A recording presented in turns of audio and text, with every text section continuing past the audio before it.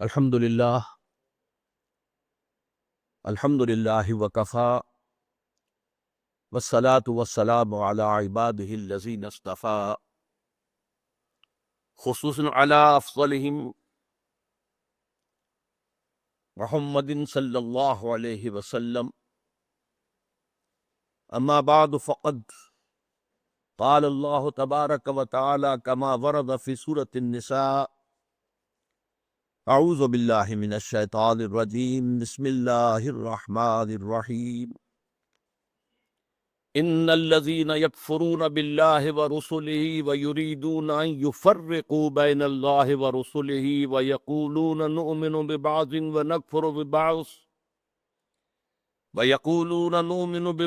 ونكفر ببعض ويريدون ان يتخذوا بين ذلك سبيلا اولئك هم الكافرون حقا واعتدنا للكافرين عذابا مهينا. صدق اللہ العظیم. وقال النبی صلی اللہ علیہ وسلم بدأ الاسلام غریبا وسيعود كما بدأ فطوبى للغرباء. رواہ احمد والترمذی وابن ماجہ والدارمی رحمہم اللہ. رب اشرح لی صدری ویسر لی امری واحلل عقدۃ من لسانی یفقہوا قولی. اللہم ربنا الہمنا رشدنا واعذنا من شرور انفسنا. اللہم ارنا الحق حقا وارزقنا اتباعہ وارنا الباطل باطلا وارزقنا اجتنابہ. آمین یا رب العالمین. معزز حاضرین اور محترم خواتین، السلام علیکم ورحمۃ اللہ وبرکاتہ. احادیث نبویہ میں علی صاحب الصلاۃ والسلام جس معین شخصیت کا ذکر ہے دجال اکبر کے عنوان سے، ابھی اس کا ظہور تو نہیں ہوا، اگرچہ شاید اب زیادہ دور بھی نہیں ہے، لیکن جیسے کہ انگریزی میں کہتے ہیں coming events cast their shadows before. جو آنے والے واقعات ہوتے ہیں مستقبل میں، ان کے سائے پہلے سے پڑنے شروع ہو جاتے ہیں. تو وہ دجال اکبر کب ظاہر ہوگا، کس شکل میں آئے گا، کہاں سے آئے گا، اس وقت اس سے بحث نہیں ہے. لیکن دجالیت، فتنہ دجال، وہ کئی صدیوں سے نہ صرف یہ کہ شروع ہو چکا ہے، بلکہ رفتہ رفتہ تدریجاً اس کے سائے گہرے سے گہرے تر ہوتے چلے جا رہے ہیں. اور یہ فتنہ اب میرے نزدیک اپنے آخری مرحلے میں داخل ہو گیا ہے. جیسا کہ سب کو معلوم ہے، کفر کی بھی بہت سی شکلیں ہیں، بہت سی صورتیں ہیں. مثلا حضور کے زمانے میں ایک کفر تھا مشرکین کا، ایک کفر تھا اہل کتاب کا، ایک کفر تھا منافقین کا جو بظاہر مسلمان تھے بباطن کافر تھے. اسی طریقے سے شرک کی ہزاروں قسمیں، ہزاروں صورتیں، اس پر بڑی مفصل میری تقاریر موجود ہے، حقیقت و اقسام شرک، اور اس موضوع پر ان کیسٹ سے اتار کر اب یہ سلسلہ مضامین میثاق میں شائع ہو رہا ہے. اسی طریقے سے دجالیت کے بھی بہت سے شیڈز ہیں، بہت سے مراحل ہیں. ان میں جو اس کی ایک خاص صورت ہے کہ جو اس کے آخری مرحلے میں سامنے آ رہی ہے، وہ ہے تفریق بین اللہ والرسل. اللہ اور اس کے رسولوں کے درمیان تفریق کرنا. اللہ کو مانیں گے لیکن رسول کو نہیں مانیں گے، یا مانیں گے تو اطاعت نہیں کریں گے، اتباع نہیں کریں گے، پیروی نہیں کریں گے. اس کے حوالے سے میں نے آج دو آیتیں تو آپ کو سنائی ہیں سورہ نساء کی، آیت نمبر 150، آیت نمبر 151. ان کا ترجمہ یہ ہے، ان الذین یکفرون باللہ ورسلہ، یقیناً وہ لوگ جو اللہ اور اس کے رسول کا کفر کرتے ہیں، وَيُرِيدُونَ أَن يُفَرِّقُوا بَيْنَ اللَّهِ وَرُسُلِهِ، اور چاہتے ہیں کہ اللہ اس کے رسولوں کے درمیان تفریق پیدا کر دیں، جدائی کر دیں۔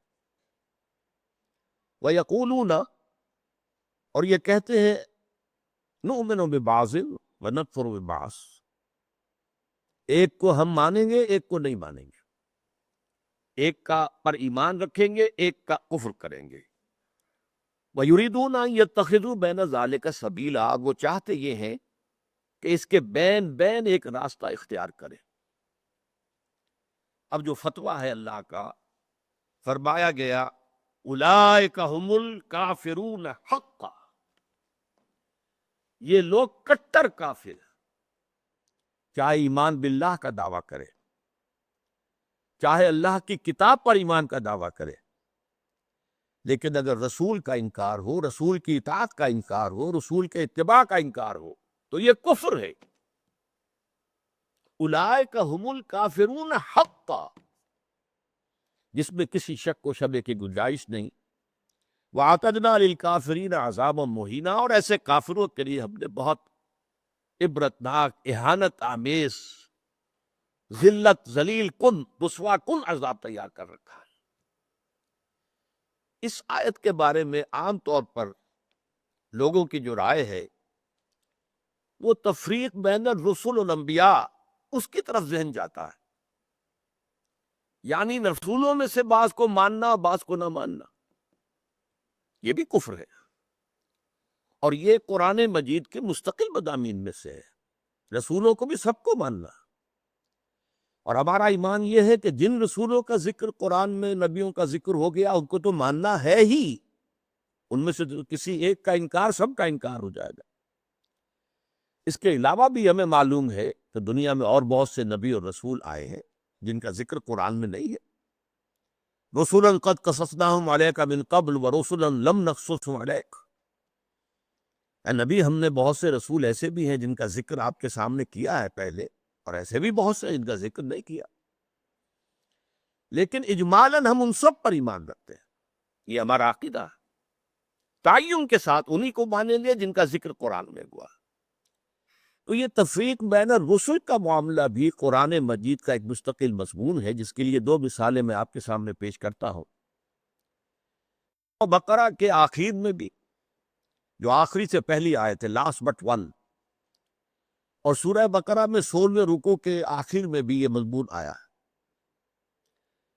16ویں رکوع میں فرمایا گیا قولوا آمنا باللہ وما انزل الینا وما انزل الی ابراہیم و اسماعیل و اسحاق و یعقوب والاسباط وما اوتی موسیٰ و عیسیٰ وما اوتی النبیون من ربہم لا نفرق بین احد منہم۔ اے مسلمانوں کہو، ہم ایمان لاتے ہیں اللہ پر بھی، اور اس پر بھی جو ہم پر نازل کیا گیا، اس پر بھی جو ہم سے پہلے نازل کیا گیا، ابراہیم پر، اسماعیل پر، اسحاق پر، یعقوب پر، ان کی اولاد پر، موسیٰ پر، عیسیٰ پر، اور تمام نبیوں کو جو کچھ دیا گیا، ہم اس سب پر ایمان رکھتے ہیں، اور لا نفرق بین احد من، ان میں سے کسی کے درمیان تفریق نہیں کرتے، تمام نبیوں کو مانتے ہیں۔ اسی طرح جو سورہ بقرہ کی آخری سے پہلی آیت ہے، آمن الرسول بما انزل الیہ من ربہ والمؤمنون کل آمن باللہ وملائکتہ ورسلہ لا نفرق بین احد من رسلہ، ہم اس کے رسولوں میں سے، اللہ کے رسولوں میں سے کسی ایک کی بھی تفریق نہیں کرتے۔ تو تفریق بین الانبیاء والرسل بھی قرآن کا ایک مستقل موضوع ہے۔ اس مقام پر توجہ کی ضرورت ہے۔ یہاں اصلاً جو بات سامنے آ رہی ہے وہ یہ ہے، تفریق بین اللہ والرسل، اللہ اور رسولوں کے درمیان تفریق کر دینا، اللہ کو ماننے کا دعویٰ کرنا لیکن رسولوں کو ماننے سے انکار کر دینا، یا ماننا تو اس کے اتباع، اس کی اطاعت سے انکار کر دو۔ یہ در حقیقت ایک اہم ترین جو ہے فتنہ اس وقت جو دجالیت کا سب سے بڑا سیلاب آ رہا ہے، اس کا اصل ہدف یہی ہے، اس کا گول تو یہ ہے کہ اسلامی تہذیب کے جو بچے کھچے اثرات رہ گئے ہیں ان کا صفایا کر دیا جائے، لیکن اس کا حربہ کیا ہے؟ اللہ اور اس کے رسول کے درمیان تفریق۔ اچھا، یہ تفریق جو ہے بین اللہ والرسل، اس کی ایک تاریخ میں آپ کے سامنے پہلے اجمالاً درج کر دوں۔ آغاز اسلام میں سب سے پہلے اس کا اظہار ہوا ہے، مظاہرہ ہوا ہے یہود کی طرف سے۔ ہم اللہ کو مانتے ہیں، یوم آخر کو مانتے ہیں، ہمیں بھی مسلمان مانو، صاحب ایمان تسلیم کرو۔ یہ جو دوسرا رکوع ہے سورہ بقرہ کا، اس میں اگرچہ منافقین کا تذکرہ بھی ہے، لیکن یہاں اصلاً یہود کا ذکر ہے۔ وَمِنَ النَّاسِ مَن يَقُولُ آمَنَّا بِاللَّهِ وَبِالْيَوْمِ الْآخِرِ وَمَا هُم بِمُؤْمِنِينَ، لوگوں میں سے کچھ ایسے بھی ہیں جو کہتے ہیں ہم ایمان رکھتے ہیں اللہ پر بھی، یوم آخر پر بھی، لیکن وہ ہرگز مومن نہیں ہے۔ يُخَادِعُونَ اللَّهَ وَالَّذِينَ آمَنُوا وَمَا يَخْدَعُونَ إِلَّا أَنفُسَهُمْ وَمَا يَشْعُرُونَ فِي قُلُوبِهِم مَرَضٌ فَزَادَهُمُ اللَّهُ مَرَضًا وَلَهُمْ عَذَابٌ أَلِيمٌ بِمَا كَانُوا يَكْسِبُونَ۔ یہ لوگ جو ہیں کہہ تو رہے جب اللہ کو مانتے ہیں، آخرت کو مانتے ہیں تو ہمیں مانو، صاحب ایمان مانو، مسلمان تسلیم کرو، لیکن وہ ہرگز مومن نہیں ہے۔ وہ دھوکہ دے رہے ہیں اہل ایمان کو، اور کوشش کرتے ہیں اللہ کو دھوکہ دینے کی، لیکن یہ کہ انہیں اندازہ نہیں ہے کہ وہ کیا کر رہے ہیں۔ لیکن صاف فرما دیا گیا کہ ان کے لیے عذاب مہین، وَلَهُمْ عَذَابٌ عَلِيمٌ، دردناک عذاب۔ تو یہ یہود کی طرف سے دعوت تھا، اور خاص طور پر جو ابتدائی عہد تھا مدینہ کا، جس میں کہ 16-17 مہینے حضور نے بیت المقدس کی طرف رخ کر کے نماز پڑھی ہے، حضور نے اور صحابہ نے۔ اس وقت خاص طور پر ابھی یہودیوں کے کان کھڑے نہیں ہوئے تھے کہ یہ کوئی نیا دین آ گیا ہے یا یہ کوئی نئی امت کی تاسیس ہو رہی ہے، یہ تو ہمارے ہی قبلے کو کی پیروی کر رہے ہیں۔ اسی سے ہمت پا کر ان کو یہ کہنے کا بھی موقع ہوا کہ ہمیں بھی مانو کہ ہم مسلمان ہیں، مومن ہیں، دیکھو اللہ کو مانتے ہیں، آخرت کو مانتے ہیں، اگر ہم محمد کو نہیں مانتے صلی اللہ علیہ وسلم تو کون سی بڑی بات ہے۔ بہرحال قرآن مجید نے فتویٰ دے دیا کہ یہ کافر ہیں، مومن ہرگز نہیں ہے، دھوکہ دے رہے ہیں، ان کے دلوں میں ایک مرض ہے، تکبر ہے۔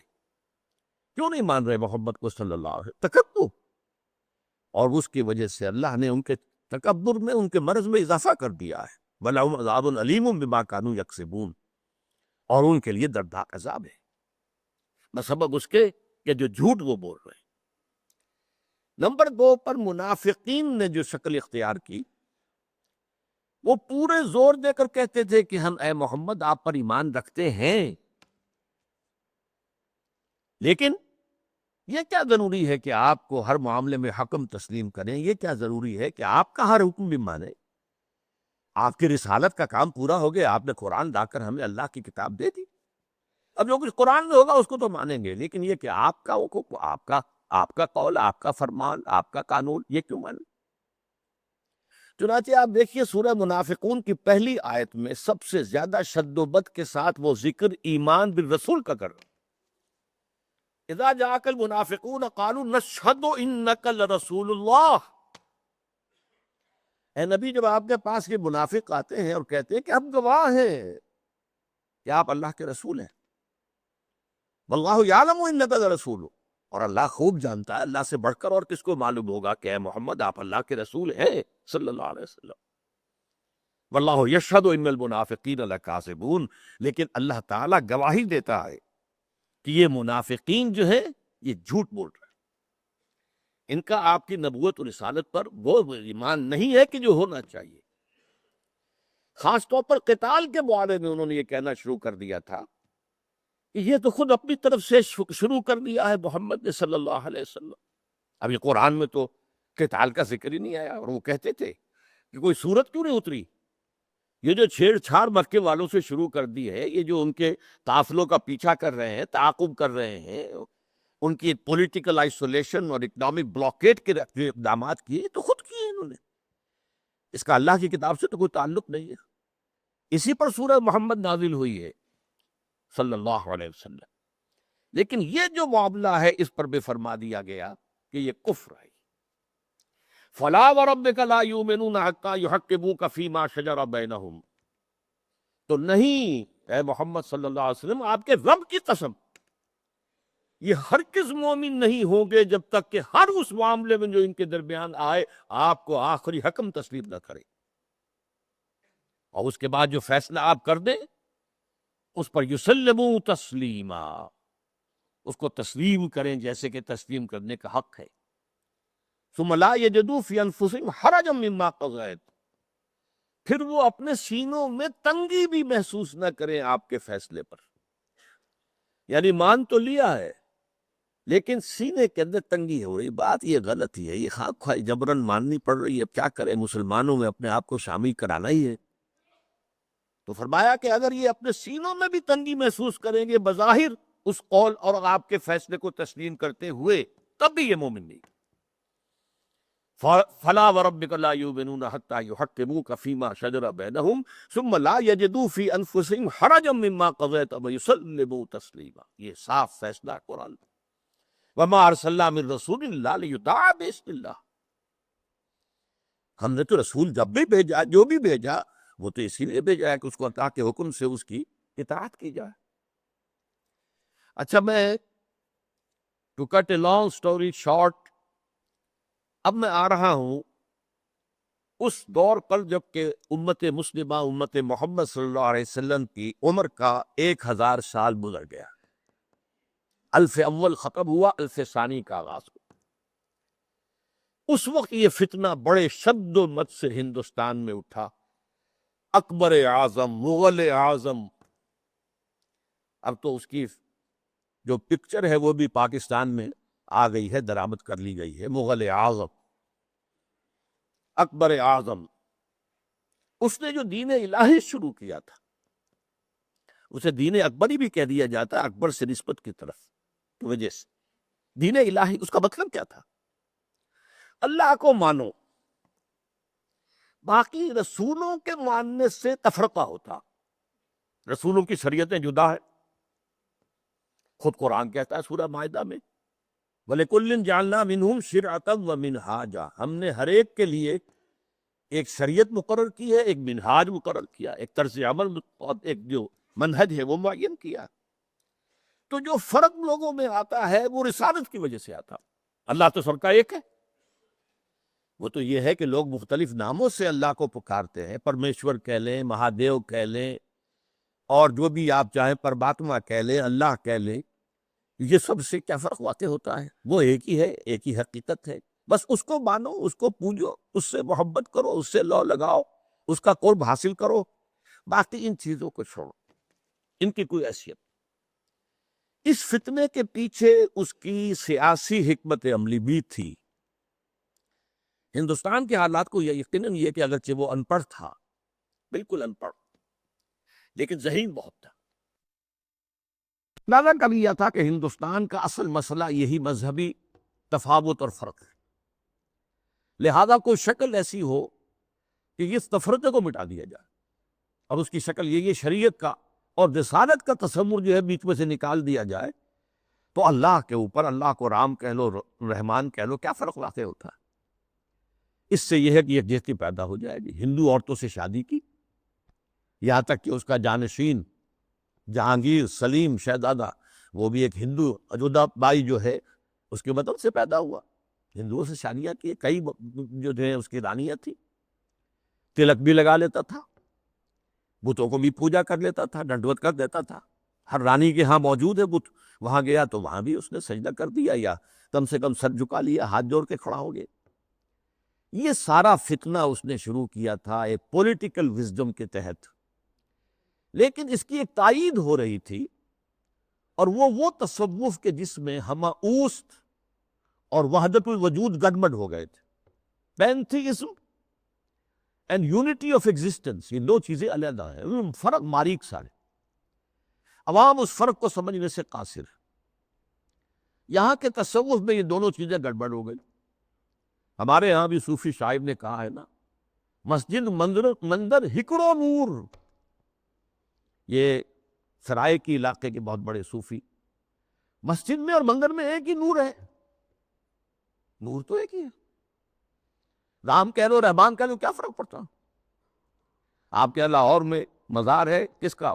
مادھو لال حسین، اب یہ مادھو لال ہندو نام، حسین کا اس کے اندر لاحقہ لگا دیا۔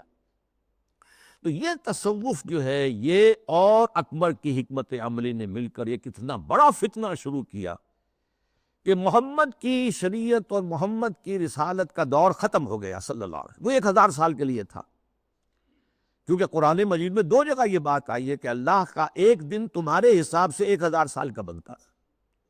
وہ ایک دن اللہ کا ختم ہو گیا، اور یہ جو شریعت محمدی اور نبوت محمدی کا دور تھا وہ ختم ہوا. اب یہ ایک نیا دور ہے، اس میں جو ہے وہ دین الہی چلے گا. اس فتنے کا توڑ کیا حضرت مجدد الف ثانی. میں نے کہا تھا نا یہ الف ثانی کے آغاز میں فتنہ اٹھا. امت کی عمر کا دوسرا ہزارہ جو ہے دور وہ شروع ہو رہا تھا، 1000 سالہ دور. تو وہ فتنہ جو تھا الف ثانی کا کہ توڑ کرنے کے لیے اللہ نے جس مجدد کو اٹھایا ہے اس کا وہ نام ہی پڑ گیا مجدد الف ثانی رحمۃ اللہ علیہ، شیخ احمد سرہندی. اس نے توڑ کی، جس کے بارے میں اقبال کہتا ہے گردن نہ جھکی جس کی جہانگیر کے آگے، جس کے نفس گرم سے ہے گرمی احرار. وہ ہند میں سرمایہ ملت کا نگہباں، اللہ نے برمک کیا جس کو خبردار. ملت تو ختم ہو رہی تھی، اس لیے کہ ملت کی تو بنیاد جو ہے وہ حضور صلی اللہ علیہ وسلم کے اتباع اور اطاعت پر ہے. محض قرآن پر تو نظام کوئی بنتا ہی نہیں سرے سے. نماز کا نظام نہیں بنتا، اور کیا نظام بنے گا؟ نماز کا نظام کہاں بنے گا قرآن پر؟ تاکیدی حکم ہے نماز قائم کرو، نماز قائم کرو، نماز قائم کرو. وہ 5 نمازوں کا ذکر کہاں ہے؟ یہ ان رکعتوں کا ذکر کہاں ہے کہ فجر کی 2 ہیں فرض جو رکعتیں ہیں، اور ظہر اور عصر کی 4 ہیں، مغرب کی 3 ہیں، عشاء کی پھر 4. کہاں ہے؟ قرآن میں تو کہیں نہیں. اس لیے نظام اگر بنتا ہے، یہاں تک کہ نماز کا نظام بھی سنت سے بنتا ہے. ملت بنتی ہے تو سنت سے بنتی ہے. بمصطفیٰ پر اساخی شرا کے دی ہماؤست، اگر مئو نہ رسیدی تمام بولا بیست. اپنے آپ کو مصطفیٰ صلی اللہ علیہ وسلم کے قدموں تک پہنچا دو کہ دین تو نام ہی ان کا ہے. بہت صحیح بات ہے. اگر ان تک تمہاری رسائی نہ ہوئی تو سب ببولہ بھی ہے. یہی فتنہ پھر 19ویں صدی میں سامنے آیا ہے. اب یہ ایک ہندو کے ذریعے سے آیا. راجہ رام موہن رائے بہت بڑا عالم تھا، فارسی کا، عربی کا، اردو کا، ہندی تو اس کی زبان تھی. اور ہندوؤں میں جو احیاء ہوا ہے ان کا قومی سطح پر، وہ جن اشخاص کا مرہون منت ہے ان میں بہت بڑے مقام پر راجہ رام موہن رائے ہے. اور یہ موحد تھا، موحد کامل. چنانچہ انگریز جب آ چکے، آپ کو معلوم ہے 18ویں صدی میں آ گیا تھا انگریز. جنگ پلاسی کے بعد سے بنگال پر اس کا قبضہ ہو چکا تھا. اس کے بعد رفتہ رفتہ وہ سیلاب آگے آ رہا تھا. کلکتے ہی میں انہوں نے پہلا پریس قائم کیا، پہلا کالج قائم کیا. انجیلیں اردو میں ترجمہ کر کے، مقامی زبانوں میں ترجمہ کر کر کے لاکھوں کی تعداد میں پھیلا دی. اس فتنے میں مسلمان جو نہیں بہے اس کے اور بھی اسباب ہیں اللہ کے فضل و کرم سے، لیکن ایک بہت بڑا ذریعہ راجہ رام موہن رائے بنا. آئینہ تسلیم کے نام، آئینہ تسلیس کے نام سے اس نے کتاب لکھی جس میں توحید کا اس بات کی مسلمانوں کی طرف سے دفاع کیا. لیکن اس شخص نے بھی وہی دین الہی کی طرح کہ یہ تفرقہ جو ہے مسلمان اور ہندوؤں کے مابین، اس کو دور کرنے کی ایک ہی شکل ہے، اور وہ یہ ہے کہ ان کے اندر اتحاد پیدا کیا جائے خدا کے نام پر. چنانچہ اس نے ایک خاص مجلس قائم کی، ایک خاص اس کا فرقہ بن گیا برہمو سماج. برہما کہتے ہیں خدا کو. برہمو سماج یعنی جس طرح دین الہی اسی طرح برہمو سماج. وہ یہ ہے کہ ایک برہما کو مان لو، بس خدا کو مان لو، جو تم اللہ کہہ لو، ہم اسے پرمیشور کہہ لیں، برہما کہہ لیں، جو چاہیں کہہ لیں. لیکن یہ ہے کہ باقی چیزیں جو ہیں ان کو ذرا پسے پش ڈال دو، ان کی اہمیت کم کر دو. تو برہمو سماج جو ہے اس نے پیدا کیا. اس کا انتقال 1833 میں ہوا تھا. اس کو پھر 20ویں صدی میں تازہ کیا ہے گاندھی نے متحدہ قومیت کے لیے. اس کی بھی ایک سیاسی بصیرت تھی. انگریز کی غلامی سے نجات پانے کی کوئی صورت نہیں ہے جب تک کہ مسلمان اور ہندو متفق نہ ہو، متحد نہ ہو. اور ان کے اتحاد میں جو چیز حائل ہے وہ شریعت ہے، قانون ہے، تہذیب ہے مسلمانوں کی. تو جب تک ان کو گڈمڈ کر کے ایک ہاون دستے میں ڈال کر کوٹ کر پیس کر ایک نہ بنا دیا جائے تب تک یہ متحد نہیں ہو سکتے، اور جب تک یہ متحد نہیں ہوں گے آزادی نہیں ہو سکتی. اسی کی وجہ ہے کہ اس کی پرارتھنا جو ہوتی تھی صبح ہی صبح، اس میں گیتا بھی پڑھی جاتی تھی، قرآن کی تلاوت بھی ہوتی تھی، گرو گرنتھ کو بھی پڑھ کے سنایا جاتا تھا، تاکہ معلوم ہو یہ سب ایک ہے بھائی، اس میں کیا فرق واقع ہوتا۔ یہ فتنہ اس شد و مت سے اٹھا تھا، متحدہ قومیت، علماء کی کتنی بڑی تعداد تھی جو کہ مولانا حسین احمد مدنی رحمۃ اللہ علیہ کی سرکردگی میں اس متحدہ قومیت کی قائل ہو گئی، اور مان لیا انہوں نے کہ آج کل تو دنیا میں قومیں جو ہے وطن کی بنیاد پر بنتی، وطنیت۔ مولانا ابوالکلام آزاد بھی اس فتنے کا شکار ہوئے۔ اس فتنے کا توڑ کیا ہے جس شخص کو خصوصی نسبت تھی مجدد الفسانی سے رحمت اللہ علیہ، یعنی علامہ اقبال، کہ مسلمانوں کی قومیت کی بنیاد وطن نہیں ہے، مذہب ہے، اور مذہب جو ہے وہ نام ہے محمد صلی اللہ علیہ وسلم کے اطاعت اور اتباع کا۔ وطنیت کے بارے میں جو کچھ انہوں نے کہا، اس دور میں اور ہے، جام اور ہے، جم اور، ساقی نے بنا کی روش لطف و ستم اور، تہذیب کے آزر نے ترشوائے صنم اور، مسلم نے بھی تعمیر کیا اپنا حرم اور، ان تازہ خداؤں میں بڑا سب سے وطن ہے، جو پیرہن اس کا ہے وہ مذہب کا کفن ہے۔ یہ وہی بات جو مجدد الفسانی نے کہی تھی، اسی بات کو علامہ اقبال نے کہا ہے، اور ان کی بڑی گہری باہمی نسبت ہے۔ چوتھے نمبر پر پھر جب انگریز کا یہاں پر پورا تسلط ہو گیا 1857 کے بعد، تو فتنہ انکار حدیث پیدا ہوا، سنت رسول کا استخفاف۔ یہ چونکہ مغرب سے درآمد شدہ فلسفہ اور نظریات اور مغرب سے درآمد شدہ سائنس کے زیر اثر تھا، لہذا یہ فتنہ پورے عالم اسلام میں ہوا، اگرچہ اس کے مرکز دو بنے ہیں، ایک ہندوستان اور دوسرے مصر۔ مصر ثقافتی اعتبار سے عالم عرب کا امام، اور عجمی اسلام جو ہے اس میں سب سے اہمیت، سب سے بڑھ کر وہ ہندوستان کو تھی۔ تقریباً پوری دنیا کی جو مسلمانوں کی آبادی ہے اس کا تہائی ہندوستان میں ہوتا تھا، آج بھی ایسا ہی ہے۔ 40 کروڑ سے زائد جو ہیں وہ بھارت اور پاکستان اور بنگلہ دیش میں ہیں، 125 کروڑ کل جو ہے مسلمان ہیں، ایک تہائی تعداد تو یہاں ہوتے تھے۔ اور یہاں پہ ظاہر بات ہے کہ ثقافت کا بہت بڑا مرکز، علم کا۔ اس میں جو آغاز ہوا سر سید احمد خان سر خیل،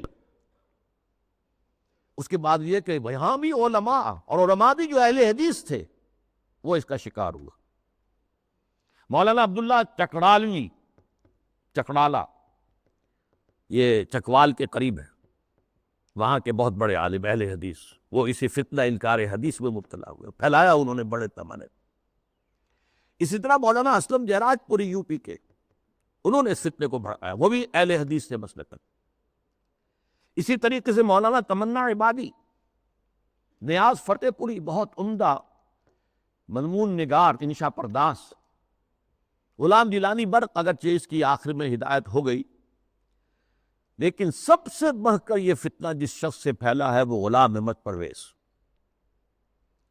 اس کا لکھنے کا اسلوب بھی بڑا اچھا تھا، دلکش تھا، تقریر کا اسلوب بھی بہت اچھا تھا، دلکش تھا۔ اور یہ جان لیجئے فتنہ وہی شخص برپا کر سکتا ہے جس میں صلاحیت ہوتی ہے۔ عام آدمی کیا فتنہ برپا کرے گا، اور کرے گا تو پھیلائے گا کیسے؟ تحریر و تقریر سے فتنہ جو ہے وہ پھیلتا ہے، پروان چڑھتا ہے، اور ان دونوں چیزوں پر اس شخص کو بڑی دسترس حاصل ہے۔ دیکھیے یہ دو غلام احمد پنجاب نے پیدا کیے۔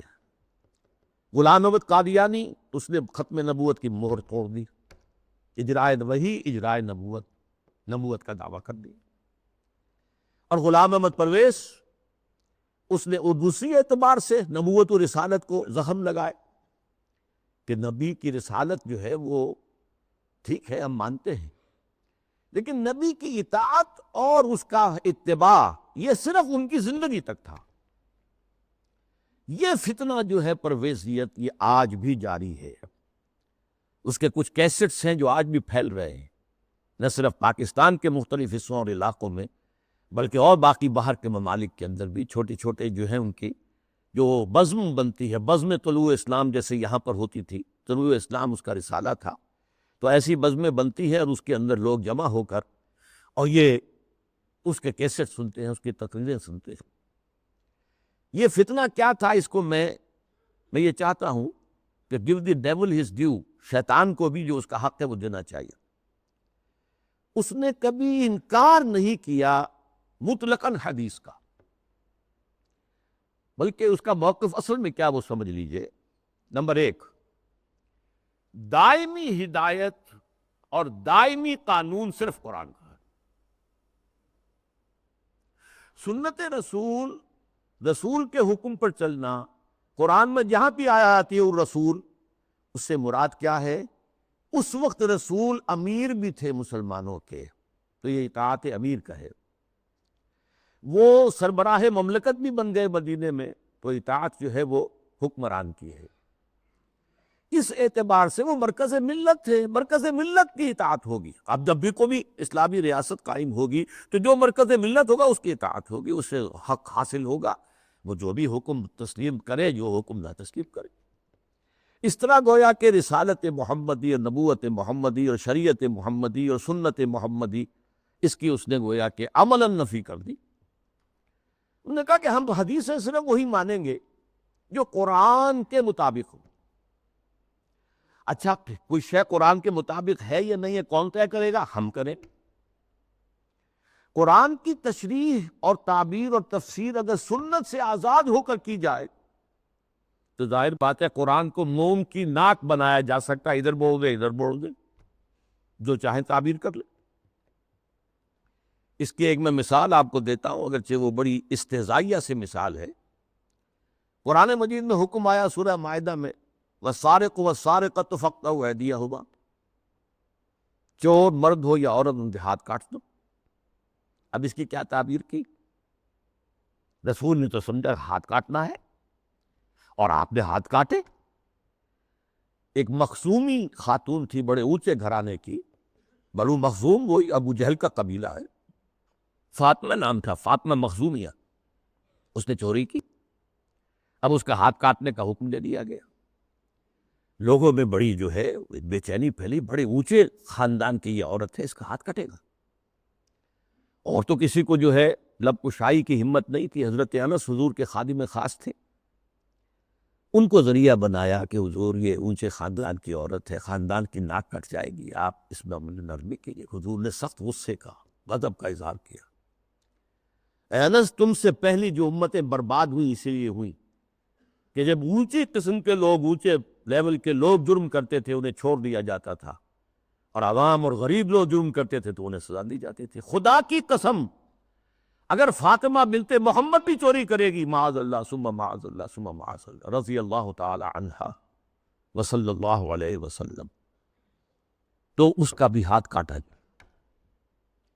اب اس کی تعبیر پرویز صاحب کیا کرتے ہیں؟ ان کا ہاتھ کاٹ دو مطلب ایسا معاشرہ، ایسا معاشی نظام بنا دو کہ چوری کی ضرورت ہی نہ رہے۔ جیسے محاورے میں کہتے ہیں نا، والدین کسی مسئلے میں اپنے بیٹے سے، بھائی تم نے تمہارے ہاتھ کاٹ دیے، یعنی یہ کہ تم نے تو ایسا قدم اٹھا لیا کہ اب ہم کچھ کر ہی نہیں سکتے۔ یہ گویا کہ اس محاورے پر لے آیا، ان کے ہاتھ کاٹ دو، یعنی ایسا ماحول پیدا کر دو، ایسا سوشلسٹ نظام برپا کر دو کہ جس میں ہر ایک شخص کی ضرورت پوری ہو رہی ہے تو کائے کو چوری کرے گا۔ یہ ہاتھ کاٹ دو کا مفہوم ہے، یہ نہیں ہے یہ تو مولویوں نے بنا لیا ہے، اور یہ غلط تصور ہے کہ ہاتھ کاٹے جائیں۔ حالانکہ ڈھٹائی کا یہ عالم ہے کہ اسی آیت میں آگے فرمایا گیا ہے، جزام بما کسبا نکالم من اللہ، یہ در حقیقت ان کے کرتوت کا بدلہ ہے۔ تو گویا کہ ان کے کرتوتوں کا بدلہ یہ ہے کہ ایسا نظام قائم کرو، یہ ان کے کرتوتوں کا بدلہ ہے۔ نکالن، اور عبرت ہے لوگوں کے لیے اللہ کی طرف سے۔ اللہ عبرت کیسے ہوگی؟ کیا اس اعلیٰ نظام سے عبرت پیدا ہوگی؟ قرآن مجید اپنی حفاظت کرتا ہے، لا یاتیہ الباطل من بین یدیہ ولا من خلفہ۔ قرآن مجید کے اوپر کوئی باطل حملہ آور نہیں ہو سکتا، نہ سامنے سے نہ پیچھے سے۔ بہرحال یہ اس کا موقف تھا، اور یہ موقف آج بہت بڑے پیمانے پر ہمارے جو جدید تعلیم یافتہ لوگ ہیں ان میں موجود ہے۔ ان کے ہاں بھی یہ پہلا موقع تھا کہ درس قرآن کے نام سے محفل ہوتی تھی، اور وہ مخلوط محفل ہوتی تھی، مرد بھی اور خواتین اور نوجوان لڑکیاں بھی، اور وہ بے پردگی کے ساتھ۔ اب جو صورتحال ہے، یہ فتنہ جو ہے بہت شد و بد اور بہت بڑے پیمانے پر اور بڑی پشت پناہی کے ساتھ مغرب کے زیر اثر، اور دجال جو اس وقت ہے، دجاجلہ میں سے ایک بہت بڑا دجال جو ہے امریکہ، اور شخصی طور پر بش، اس کی ریشہ دوانی اور اس کی پشت پناہی اور اس کی تائید اور اس کی مدد سے جو فتنہ اٹھ رہا ہے، اس کا ہدف کیا ہے؟ اسلامی تہذیب کی بیختنی کرتا، اور اس کا حربہ کیا ہے؟ تفریق بین اللہ والرسول۔ اللہ کو مانو، قرآن کو مانو اور اس کی من مانی تعبیر کرو، رسولوں کو چھوڑو، رسول کی بات کو چھوڑو۔ وہ تھے تو اپنے وقت کے لیے تھے، ایک وقتی کلچر انہوں نے پیدا کر دیا تھا، ایک وقتی نظام پیدا کر دیا تھا، وہ لوگوں کی اس وقت کی ذہنی سطح کے مطابق تھا، اس وقت کے ماحول کے مطابق تھا، یہ کوئی مستقل و دائمی شے نہیں۔ حربہ یہ ہے۔ اس ضمن میں اب میں ذرا تھوڑا سا تاریخی پس منظر بیان کروں۔ دیکھیے، اس وقت جو ہے شیطان لعین اور اس کے سب سے بڑے ایجنٹ کے ذریعے سے دجالیت جو مرحلہ وار آگے بڑھی ہے، اس موضوع پر میں تقریر اسی جگہ پر کر چکا ہوں 22 فروری 2004 کو، 2.25 سال پہلے، موجودہ عالمی حالات میں اسلام کا مستقبل کے عنوان سے۔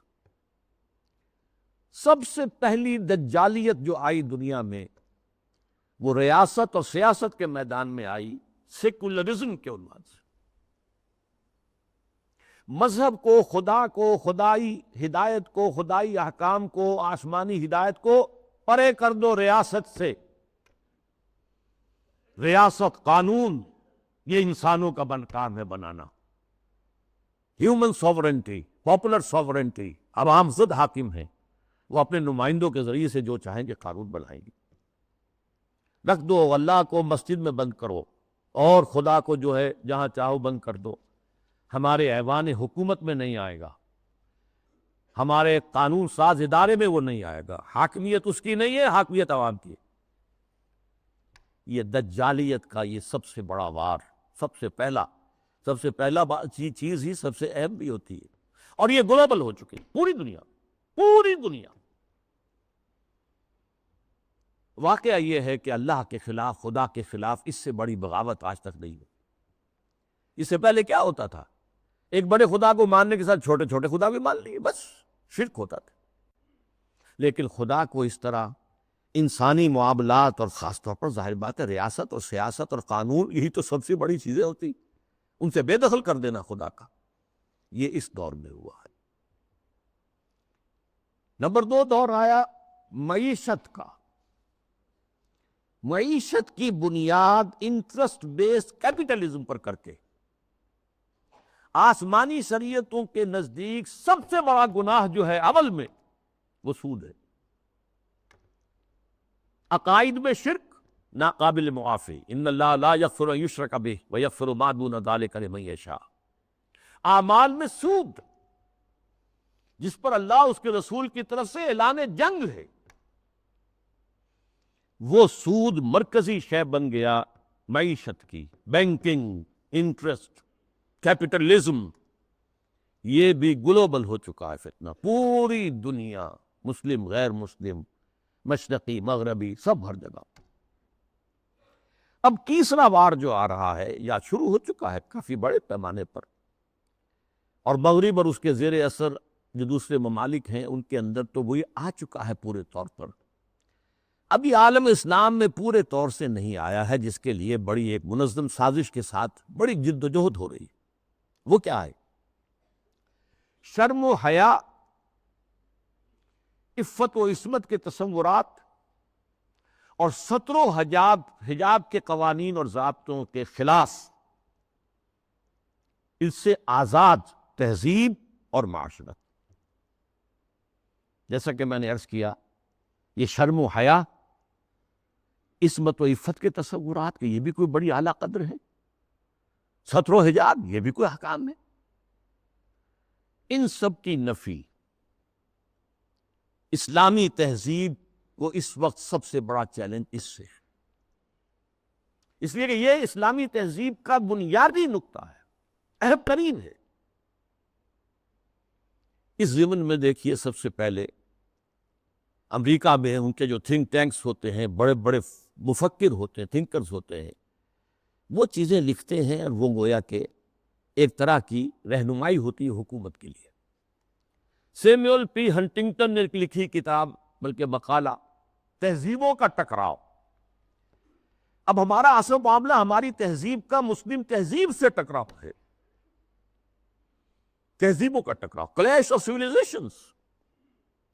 اور اس میں اس نے تجزیہ کیا، یہ چیزیں پہلے بھی بیان ہوئی ہیں، لیکن اس وقت ایک خاص موضوع کے تحت میں ترتیب کے ساتھ ان چیزوں کو لا رہا ہوں۔ اس نے کہا کہ ٹوائنبی نے کہا ہے کہ دنیا میں آج تک کل 20 تہذیبیں قائم ہوئی، ان میں سے 12 تو مر چکی، ختم ہو گئی، نسیم منسیہ ہو گئی، 8 ابھی موجود ہیں۔ ایک ہماری مغربی تہذیب ہے، 7 اور ہیں۔ ان 7 میں سے بھی 5 تو ایسی ہیں جنہیں ہم آسانی سے ایسیمیلیٹ کر سکتے ہیں۔ انڈین سویلائزیشن آسانی سے ایسیمیلیٹ ہو گئی، وہی کلچر، وہی تہذیب، وہی بے پردگی، وہی اریانی پہلے بھی تھی، اب بھی آ گئی، وہی ناچ گانا وہ پہلے بھی تھا، اب اور زیادہ ہو گیا، لہذا تہذیبی ٹکراؤ وہاں تو ہے ہی نہیں۔ تو ایک دو جو تہذیبیں ہیں وہ ہمارے لیے چیلنج ہیں، وہ لوہے کے چنے ہیں، انہیں چبانے میں وقت لگے گا۔ ایک مسلم سویلائزیشن اور ایک کنفیوشین سویلائزیشن۔ کنفیوشین سویلائزیشن کے بارے میں تو میں اس وقت نہیں سمجھا تھا کہ یہ کیا واقعی کوئی چین کے اندر یا اس کے آس پاس کے ممالک میں جو بدھ مت کے پیروکار شمار ہوتے ہیں، کوئی واقعی کوئی تہذیب کنفیوشس کے حوالے سے ہے۔ ابھی حال ہی میں نیوز ویک کا ایک پرچہ چھپا ہے جس کا مین مضمون تھا کنفیوشس کا احیاء، ریوائول۔ تو یہ ہو رہا ہے چین میں اس وقت۔ لیکن یہ کہ اصل ہمارا جو مطلب ہے اس وقت، ہمارا موضوع ہے وہ مسلم سویلائزیشن ہے، اس نے اسے بھی شمار کیا ہے کہ یہ بھی ہمارے لیے بہت بڑا چیلنج۔ اب ذرا اسلامی تہذیب کا ایک تاریخی جائزہ۔ شرم و حیا، عفت و عصمت اور ستر و حجاب کے احکام پر مبنی اسلامی تہذیب، اس کا ایک تاریخی جائزہ۔ دیکھیے، نبی اکرم صلی اللہ علیہ وسلم نے فرمایا تھا، وہ حدیث میں نے شروع میں آپ کو سنائی ہے، بدا الاسلام غریبا وسیعود کما بدا۔ اسلام کا آغاز جب ہوا ہے تو وہ بہت اجنبی سا تھا، نامانوس، لوگ سمجھتے نہیں تھے یہ کیا نئی باتیں ہیں۔ پھر اس کے بعد اسلام کے غلبے کا دور آ گیا، جب غالب ہو جائے تو سبھی دوست بن جاتے ہیں، جو بھی طاقتور ہے اس کے تو سبھی دوست ہیں، لہذا بہت سب لوگ جو ہے اس کا علم دے کر کھڑے ہو گئے۔ لیکن ان قریب اسلام غریب ہو جائے گا، پھر اجنبی ہو جائے گا۔ تو جو لوگ اسلام کی اجنبیت میں اس کا ساتھ دیں اور خود بھی اجنبی ہو جائیں، ان کے لیے مبارکباد ہے، تہنیت ہے کہ وہ زمانے کا ساتھ نہ دیں، اسلام کا ساتھ دیں۔ چاہے کہا جائے کہ یہ بڑے فنڈامنٹلسٹ ہیں، یہ بڑے کٹ ملا ہیں، یہ بڑے دقیانوسی ہیں، یہ بڑے تنگ نظر ہیں، یہ بڑے رجعت پسند ہیں، جو چاہے کہیں، لیکن جو اسلام کے ساتھ چمٹے رہیں گے ان کے لیے فطوبیٰ للغرباء۔ اب اس کا تاریخی تجزیہ کیا ہے؟ دیکھیے، اسلام پر اجنبیت کا پہلا پردہ یا پہلا سایہ تو پڑ گیا خلافت راشدہ کے فوراً بعد۔ حکومت و ریاست کے میدان میں امرہم شورا بینہم کے بعد ختم ہوئی اور ملوکیت، شہنشاہیت کا آغاز ہو گیا۔ اب اس کی تفصیل میں اس وقت نہیں جاؤں گا۔ بنو امیہ، بنو عباس، پھر اس کے بعد جو بادشاہتیں بنی، مغلوں کی حکومت، صفویوں کی حکومت، ترکوں کی حکومتیں، یہ تھی، یہ وہاں پر وہ خلافت کی بنیادی بات یہ نہیں تھی کہ چنو اپنے میں سے بہترین کو اور پھر اس کا حوالے کرو۔ ان اللہ یامرکم ان تؤدوا الامانات الی اہلہا، جو اہل ہوں ان کے ذمہ داریاں جو ہیں ان کے ذمہ لگاؤ، اس کو ختم کر دیا گیا۔ اب جس کی لاٹھی اس کی بھینس، بنی امیہ کی طاقت زیادہ ہے، عصبیت شدید ہے، لہذا وہ آئے، انہوں نے حکومت قائم کر لی۔ تو یہ پہلا دور تھا اجنبیت کا، پہلا پردہ پڑا اسلام پر۔ دوسرا پردہ کچھ عرصے کے بعد جب ملوکیت نے خوب پنجے گاڑ لیے، مضبوطی ہو گئی اور ملوکیت شہنشاہیت میں تبدیل ہو گئی، یہ دور بنو عباس ہے۔ اس میں معیشت کے میدان میں بھی آ گیا معاملہ۔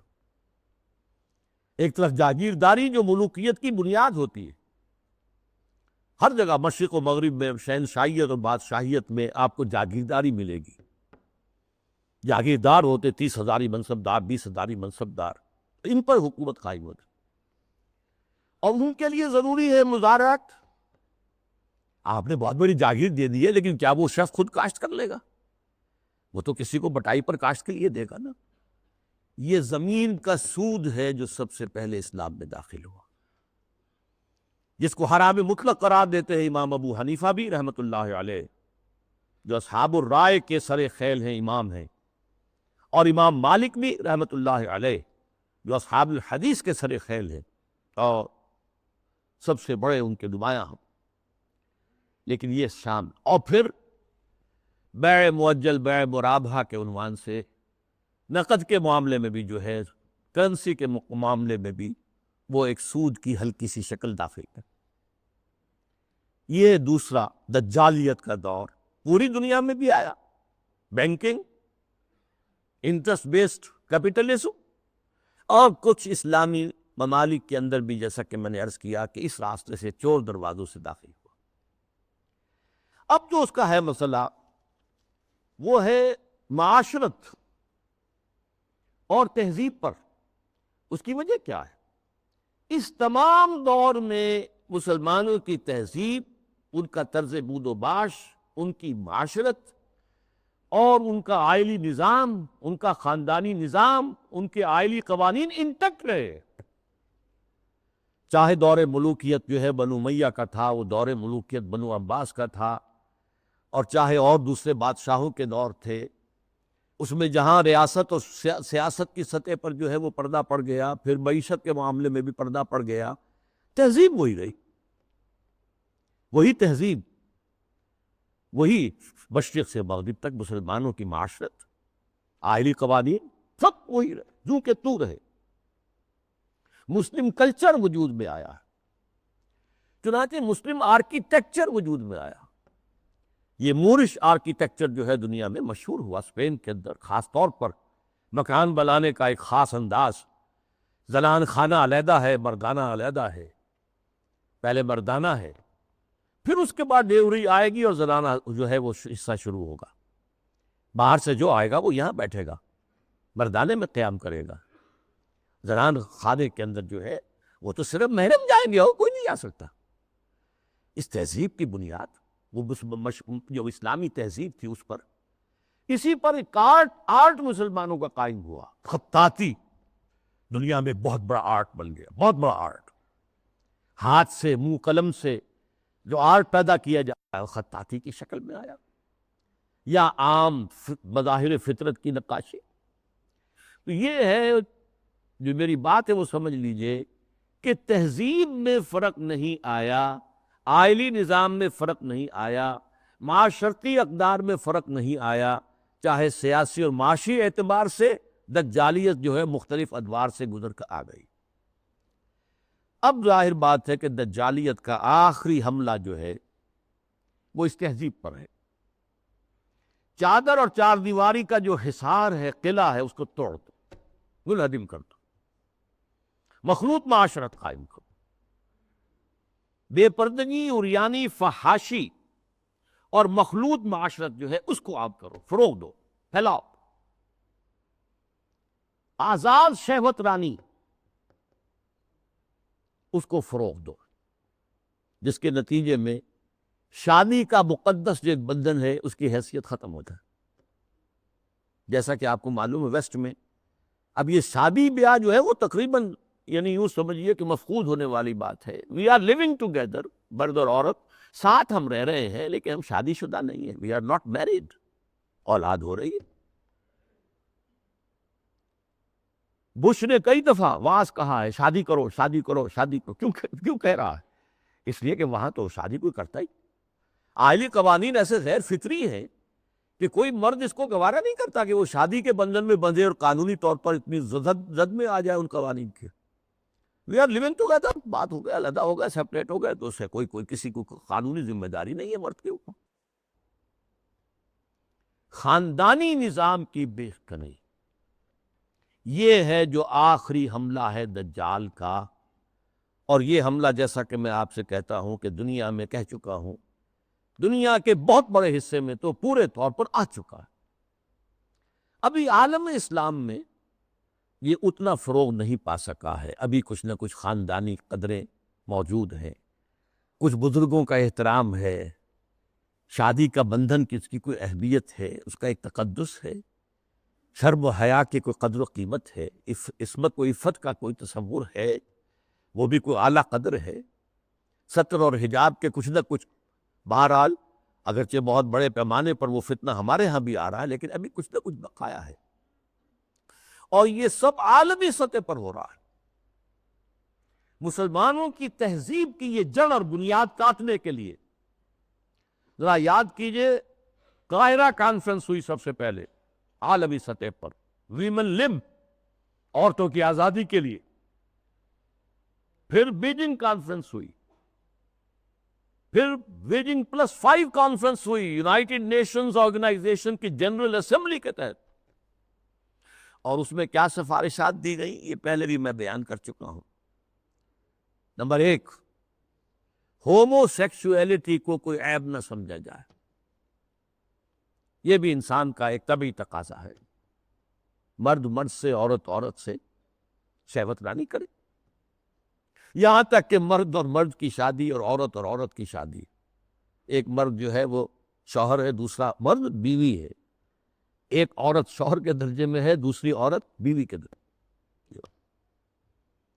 اسی طریقے سے یہ جو تم کہتے ہو عصمت فروش عورتوں کو پروسٹیٹیوٹس، یہ بڑا گندا لفظ استعمال کرتے ہیں، ان کو اس کو بھی اس کا احترام ہونا چاہیے، وہ بھی ایک پیشہ ہے، ایک محنت ہے، لہذا انہیں کہو سیکس ورکرز، محنت کش، جنس کی بنیاد پر محنت کرنے والیاں۔ آخر کوئی شخص مزدور کام کر رہا ہے، وہ اپنے جو مسل پاور ہے اسے استعمال کر رہا ہے اور پیسہ کما رہا ہے، ایک عورت نے اپنے جسم کے ایک اور حصے کو استعمال کیا ہے اور پیسے کما رہی ہے، تمہیں کیا اعتراض ہے؟ کیوں حقارت کی نگاہ سے دیکھتے ہو؟ پھر مرد اور عورت ہر اعتبار سے برابر برابر برابر، شانہ بہ شانہ، وراثت میں برابر کا حصہ، یہ کیا ہے؟ عورت کا حصہ آدھا مرد سے، یہ کیا گواہی عورت کی آدھی مرد سے؟ کیا تو کی برابر برابر، اور عورت اگر شادی کر کے تمہارے گھر میں آباد ہو جاتی ہے تو اگر وہ گھر کا کام کاج کرے گی تو اجرت لے گی، اس پر اس کو حق حاصل ہے۔ اور اسی طریقے سے اگر وہ پریگننسی کی مصیبت جھیلتی ہے اور چائلڈ برتھ کی تکلیف اس پر بھی اجرت طلب کر سکتی ہے شوہر سے۔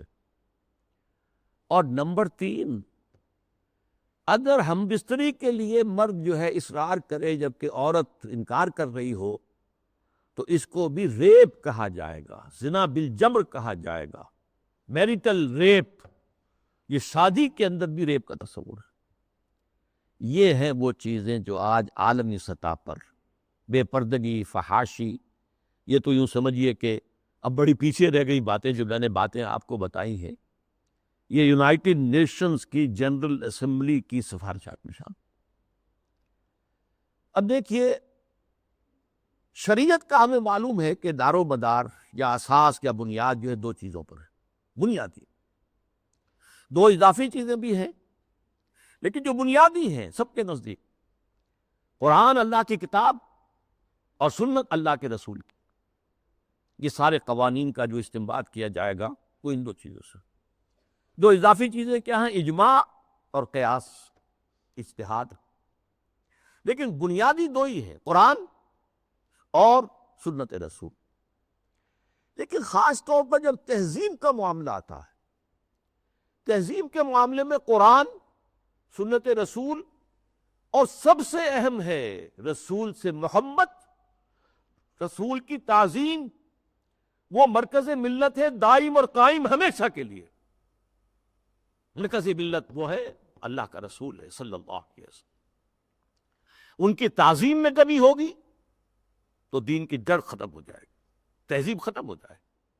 ان کی اطاعت ہی نہیں، اتباع، ان کا اتباع اگر نہیں ہوگا تو تہذیب اسلامی نہیں رہے گی۔ پھر میں آپ کو اقبال کا شعر سنا رہا ہوں، وہ مصطفیٰ پر اساخی اشرا کے دی ہماؤس، اگر بول رسیدی تمام بولا بیست۔ یہی وجہ ہے، دیکھیے ویسے تو یہ مضامین سورہ حجرات کے درس میں نے تفصیل سے بیان کیے ہیں۔ مرکزی شخصیت جو ہے ہمیشہ کے لیے امت مسلمہ کے اندر، باقی چھوٹی چھوٹی قیادتیں ادھر ادھر، کوئی پاکستان میں قائد اعظم بن گیا، کوئی بونگ بندو بن گیا، کوئی اور جو ہے وہ سکارنو جو ہے وہ لیڈر بن گیا، یہ ہے سب، لیکن اصل لیڈر، اصل شخصیت، مرکزی شخصیت پورے عالم اسلام کے اندر وہ محمد رسول اللہ کے صلی اللہ علیہ وسلم۔ ان سے محبت، ان کی تعظیم، سوء ادب بھی نہ ہو جائے۔ ان کی آواز سے اوپر اپنی آواز کہیں کر دو گے تو سارے اعمال ہبط ہو جائیں گے۔ یا ایھا الذین آمنوا لا ترفعوا اصواتکم فوق صوت النبی ولا تجہروا له بالقول کجہر بعضکم لبعض ان تحبط اعمالکم وانتم لا تشعرون۔ میں تفصیل سے عرض کرتا رہا ہوں کہ صحابہ کے دور میں تو مطلب تھا حضور کی آواز سے اونچی آواز کر کے بات کرنا، اب کیا ہے؟ حضور کی بات کے مقابلے میں اپنی بات لانا۔ حضور نے تو یہ کہا، لیکن میری رائے ہے۔ واہ، اگر آپ نے مان لیا کہ حضور نے یہ فرمایا ہے تو پھر آپ کون ہیں؟ یہ تمام اعمال صالحہ، ساری تمہارے کرتوت جو بھی تم نے کمائی کی ہے، سب ضائع ہو جائیں گے، تمہیں پتہ بھی نہیں چلے گا۔ بھائی میں نے کوئی گناہ کبیرہ تو نہیں کیا، میں نے کوئی اور نہ زنا کیا، نہ شراب پی ہے، نہ کچھ اور کیا ہے۔ انتم لا تشعرون، تمہیں شعور بھی نہیں ہوگا، اور تمہاری ساری جو بھی اب تک کی کارگزاری ہے، تمہارے اعمال ہیں، وہ سب ہبط ہو جائے۔ اب دیکھیے اس پر ٹو پرونگڈ حملہ ہو رہا ہے مغرب سے۔ نمبر ایک، محمد صلی اللہ علیہ وسلم کی شخصیت کو مجروح کر دو۔ یہ کام پہلے بھی ہوا ہے، لیکن یہ بڑے مصنفین کی کتابوں میں ہوا، بڑے محدود پیمانے پر ہوا۔ اب جو ہوا ہے آپ نے دیکھا، توہین رسالت کا معاملہ، اور جتنے بڑے پیمانے پر حضور کے کارٹون بنا کر شائع کیے گئے، انہوں نے دیکھ لیا ہے، ٹھیک ہے، عالم اسلام کا رد عمل کیا ہے؟ کچھ جلوس نکل آئے، کوئی توڑ پھوڑ ہو گئی، کوئی اپنا ہی بگاڑا ہے، ہمارا کیا بگاڑا؟ اس اعتبار سے غور طلب بات یہ ہے، ایک بار جو ہے کاری کیا ہے انہوں نے، اور دیکھ لیا کہ ہے کوئی تھوڑے سے لوگ ہیں، کوئی دقیانوسی ہیں، کوئی جذباتی ہیں، ویسے بھی وہ لوگ عام طور پر ان پڑھ ہیں یا مولوی ملاٹے ہیں، بس ان کا اثر انہوں نے قبول کیا ہے۔ کسی حکومت نے کوئی قدم اٹھایا؟ اس میں نہیں۔ حضور کی شخصیت کو بس کم، اس کا ایک بہت بڑا مظاہرہ یورپ کے کتنے اخبارات نے شائع کر دیے، اور کسی طرح سے کوئی معذرت نہیں۔ اور دوسرا معاملہ یہی ہے کہ حدیث کا استخفاف کرو، اور سنت رسول جو ہے وہ اس کی حجیت کو ختم کرتا۔ اب دیکھیے اس پر جو ہے تفریق بین اللہ والرسل، اس کی پشت پر پورا عالم مغرب ہے، یہودی بھی، عیسائی بھی، اور سب سے بڑھ کر عالمی میڈیا، اس سے بھی بڑھ کر civil supreme power on earth, the United States of America, وہ اس کی پشت پر ارب ہاں ارب ڈالر خرچ کیے جا رہے ہیں این جی اوز پر، اور ان این جی اوز کا کام کیا ہے؟ مسلم تہذیب کی بیخ کا نہیں۔ یہ جو ہنٹنگٹن نے کہا ہے کہ یہ ذرا لوہے کا چنا ہے، اس کو چبانے کے لیے ذرا لوہے والے دانت ہی چاہیے، ان الحدید بالحدید یفلح، لوہے کو تو لوہا ہی کاٹ سکتا ہے۔ نظام تعلیم کے اندر بنیادی تبدیلیاں کر دی گئی۔ پھر آغا خان فاؤنڈیشن کو امتحانات اور نصاب وغیرہ کا معاملہ ان کے حوالے کر دیا۔ یہ سارا کیا ہے؟ یہ امریکہ اور دوسری طرف عالم اسلام میں جو اس کے پٹھو بیٹھے ہوئے حکمران، پوڈلز، روشن خیالی کے نام سے اور اعتدال پسندی کے نام سے جو پرچار ہو رہا ہے، جو ایوان صدر سے پرچار ہوتا ہے، حکومت کی سطحوں پر، مختلف سطحوں پر پرچار ہو رہا ہے، اور سب سے زیادہ یہ کہ اب میڈیا کے اوپر جو پرچار ہو رہا ہے، اور میڈیا کی جو پہنچ ہے، اس کا آپ اندازہ کیجیے۔ اس کے ضمن میں خاص طور پر میں آپ سے ذکر کر دوں، جس طرح ہنٹنگٹن کا ذکر آیا ہے، ایسے ہی رینڈ کارپوریشن کی سفارشات چند مہینے پہلے وہ آئی یہ سب سے بڑا ٹاپ کا تھنک ٹینک ہے امریکہ کا. اس نے تجزیہ کیا ہے، اپنے لوگوں کو بتایا، اپنی حکومت کو بتایا ہے کہ مسلمان سب ایک جیسے نہیں ہیں، مسلمان 4 طرح کے ہیں. نمبر 1 ہے فنڈامنٹلسٹ، جو اسلام کو صرف ایک مذہب نہیں سمجھتے بلکہ ایک سیاسی، معاشی اور سماجی نظام بھی سمجھتے. ان سے تو ہماری جنگ ہے، ان سے ہماری دشمنی ہے، انہیں ہر قیمت پر ختم کرنا ہی کرنا ہے. یہ فنڈامنٹلسٹ ہے. نمبر 2 پر ٹریڈیشنلسٹ ہے، روایت پسند علماء. ان کے مدرسے ہیں، قال اللہ قال رسول ہے، انہیں نظام سے کوئی بحث نہیں ہوتی. تو یہ فی نفس ہی تو یہ کوئی خطرناک نہیں ہے، لیکن اگر کہیں یہ فنڈامنٹلسٹ کے ساتھ مل جائے تو بہت خطرناک ہے. اس کی وجہ کیا ہے کہ انہیں جو ایکسپوژر حاصل ہوتا ہے، ہر جمعے کو لوگ آ رہے ہیں کھچے ہوئے، کچے دھاگے سے بندھے ہوئے آ رہے ہیں، اور وہاں پر ان کو جلسہ مل گیا، گفتگو ہو رہی ہے. کوئی اور جماعت جو ہے، کوئی سیاسی جماعت چھوٹا سا جلسہ بھی کرے گی تو کتنے کھکیڑ بول لے گی، پوسٹر شائع کرے گی، کوئی ڈڈورا پیٹے گی، کچھ اور کرے گی، اشتہار اخبارات میں دے گی. یہاں جو ہے کہ خود بخود ہو رہا ہے، کچے دھاگے سے بندھے آئے گے سرکار میں. اور اکثر مسلمان آتے ہیں تو نہا دھو کر اچھے کپڑے پہن کر آتے ہیں تاکہ ایک اچھے ماحول میں خوشبو لگا کر آؤ، تاکہ اچھا ماحول ہو، پسینے کی بدبوؤں سے طبیعتیں منغص نہ ہو جائیں. تو یہ ٹریڈیشنلسٹ جو ہے، ان کا ایکسپوژر بہت بڑا ہے. اگر یہ فنڈامنٹل ایگزام مل جائے تو بہت خطرناک ہے. پھر انہوں نے اس پر مشورہ بھی دیا، ان کو ان کے باہمی مسلکانہ اور مذہبانہ جو اختلافات ہیں ان کے اندر لگائے رکھو، بھڑکاؤ ان کو، تاکہ اور ادھر ادھر نہ دیکھ سکے. تیسرے نمبر پر اس نے کہا کہ ماڈرنسٹ ہے، ایسے دانشور ہیں کہ جو اسلام کی تعبیر ایسی کر رہے ہیں، اسلامی تہذیب کی، کہ جو ہماری تہذیب کے ساتھ کمپیٹیبل ہے، جڑ جاتی ہے، مل جاتی ہے، وہ ہماری تہذیب کے لیے کوئی چیلنج نہیں رہتی، وہ تعبیر. یہ جو ماڈرنسٹ دانشور ہیں، ان کی ضرورت ہے کہ ان کو سپورٹ کیا جائے، ان کی مدد کی جائے، اور خاص طور پر الیکٹرانک میڈیا میں ان کو ایکسپوژر دیا جائے. یہ نوٹ کیجئے، یہ ساری چیزیں جو ہو رہی ہیں، ڈانڈے کہاں مل رہے ہیں، کہاں سے آ رہی ہیں ہدایات، کس کی طرف سے پالیسی لائنز جو ہے فکس کی گئی ہیں. میڈیا پر ان کو ایکسپوژر دیا جائے، اس لیے کہ ظاہر بات ہے مسجد میں تو کوئی ان کی بات سنے گا نہیں، کون کھڑا ہونے دے گا ان کو ممبر پر.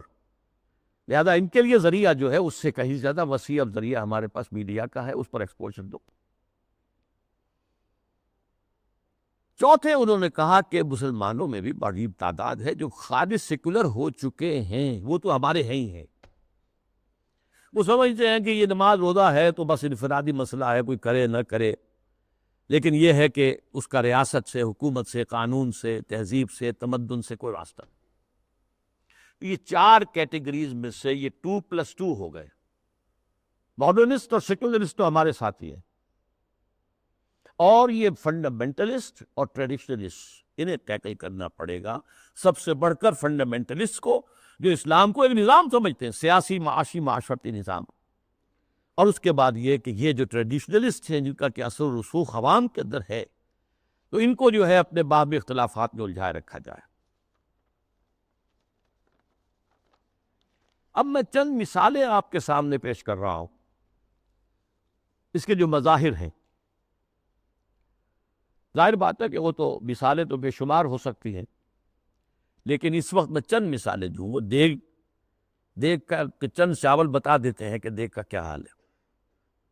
ہمارے ہاں کے ایک بڑے ابھرتے ہوئے دانشور ہیں، انہیں اب مقام حاصل ہو گیا ہے، میڈیا میں بھی، سرکاری معاملات میں بھی، کونسل آف اسلامک آئیڈیالوجی میں. اور اسی طرح کے ایک اور دانشور ہیں کہ جنہیں بٹھا دیا گیا ہے سپریم کورٹ کے شریعت اپیلیٹ بینچ میں، وغیرہ وغیرہ. بہرحال وہ جو دانشور ہیں جن کا میں نے پہلے ذکر کیا، ان کی ایک بات سامنے آئی، یہ پردہ وردہ اسلام میں نہیں ہے، یہ کوئی مستقل حکم نہیں ہے، یہ تو ایک خاص زمانے کا کلچر تھا، کلچر ہے صرف، اس سے زیادہ اس کی کوئی اہمیت نہیں. یہ بات صحیح ہے کہ یہ کلچر ہے، لیکن یہ مسلم کلچر ہے. صرف اس زمانے کے لیے نہیں تھا، یہ ہمیشہ کے لیے کلچر ہے۔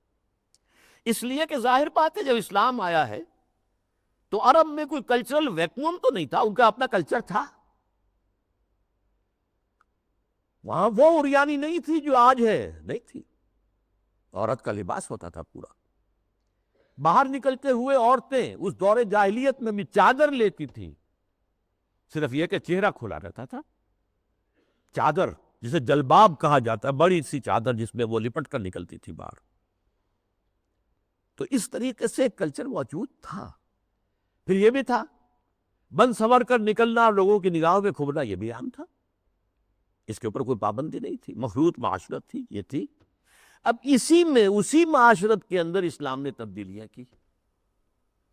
پہلی بات فرمائی وَقَرْنَ فِي بُيُوتِكُنَّ، مسلمان عورتوں، خواتین، تمہاری اصل جگہ تمہارا گھر ہے۔ بن سنور کر باہر نکلنا اور اپنے نسوانی حسن کی نمائش کرنا یہ ہرگز تمہارے لیے جائز۔ بلا تبرجن تبرج الجاہلیت الاولیٰ۔ اور دیکھو جب گھر سے نکلتی ہو، نکلنا پڑے ضرورت سے، بول تو تمہاری اصل جگہ تمہارا گھر ہے۔ نکلنا ہے تو یہ جلباب جو ہے، جلباب، اس کا ایک پلو اپنے چہرے کے آگے بھی لٹکا لیا کرو، نقاب کی شکل کے اندر، کہ چہرہ چھپ جائے۔ تمہارا جو نسوانی حسن ہے، جس کا سب سے بڑا انڈیکس جو ہے چہرہ ہوتا ہے، وہ عام لوگوں کی نگاہوں میں نہ آئے۔ یہ سارے احکام کائے کے لیے دیے گئے۔ اس معاشرے میں ایک تبدیلی کی گئی۔ دوپٹہ وہاں بھی تھا، بِخُمُرِهِنَّ، جو سورہ نور میں آیا لفظ، خمار اوڑھنی کو کہتے ہیں۔ اوڑھنی ہوتی تھی اور عام عورت کام کرتے ہوئے اس کو اپنی کمر کے گرد کس لیتی تھی، کمر کس کے، لہذا کام کرتی تھی گھر کا، یا پھر یہ کہ گلے میں ڈال لیا۔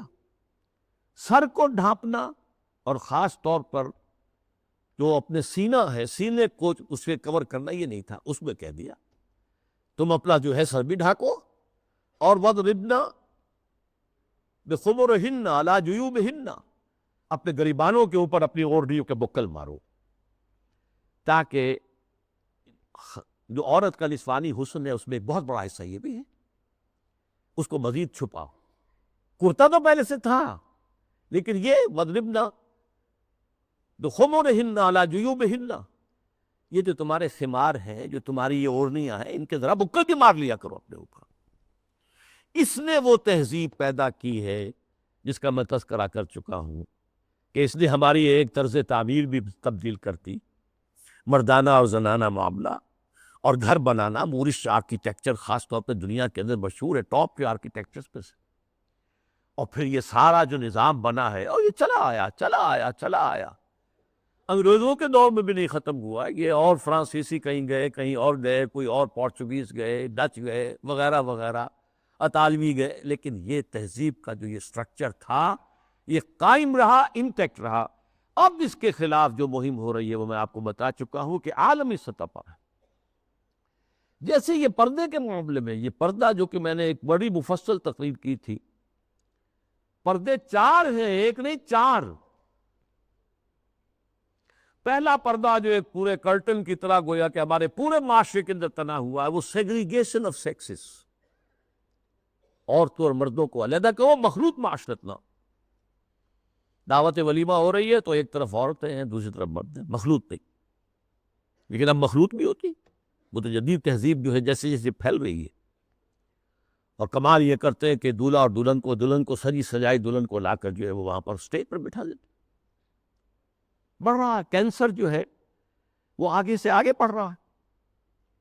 پہلا پردہ سیگریگیشن، ٹھیک ہے، کوئی کام کرنے کی پابندیاں نہیں ہے، تعلیم حاصل کرنے پر پابندی نہیں ہے، لیکن یہ کہ سیگریگیشن کے ساتھ ہوگا جو بھی معاملہ، میں تفصیل سے کر چکا ہوں، وہ میری تقریر کے ویڈیو بھی ہیں، آڈیو بھی ہیں، وغیرہ وغیرہ، اور شاید وہ کہیں مضمون کی شکل میں مثال میں چھپ بھی چکی ہو۔ اگلا پردہ کیا ہے کہ عورت گھر سے نکلے تو یا جلباب کے اندر لپٹی ہوئی ہو، اور یا یہ ہے کہ پھر اسی کی ایک شکل بن گئی، وہ لپٹی ہوئی بھی ہو، اپنے چہرے کے اوپر ایک اس کا حصہ پلو لٹکا بھی لے، اسی کی شکل بعد میں برقعے کی شکل میں آ گئی، آسانی ہو گئی۔ جلباب میں ہے تو آپ کا ایک ہاتھ جو ہے عورت کا وہ چادر کو سنبھالنے پر لگے گا، صرف ایک ہاتھ فری ہوگا، اگر آپ نے برقع اوڑھ لیا ہے اور نقاب بھی ڈالا ہوا، دونوں ہاتھ فری۔ ڈاکٹر کے ہاں جانا ہے، بچے کو لے کر دکھانا ہے، بچے کو گود میں لیا اور ایک ہاتھ میں بوتل لے رکھی ہے دوا کے لیے، ورنہ یہ ہے کہ معاملہ مشکل ہو جائے گا۔ تو برقع اس کی ایک ارتقائی شکل ہے۔ تیسرا پردہ چار دیواری، گھر کے اندر صرف محرم داخل ہوگا، نہ محرم نہیں جائے گا، چاہے وہ آپ کا داماد ہے، لیکن داماد کی محرم صرف اس کی بیوی ہے، آپ کی ایک بیٹی ہے، دوسری بیٹیاں اس کی محرم نہیں ہے۔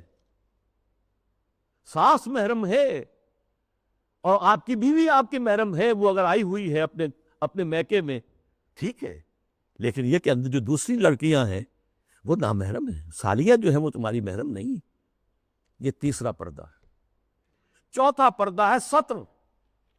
محرموں کے سامنے بھی پورا جسم نہیں کھول سکتے، صرف چہرہ، سر کے بال بھی نہیں، ہاتھ اور پاؤں،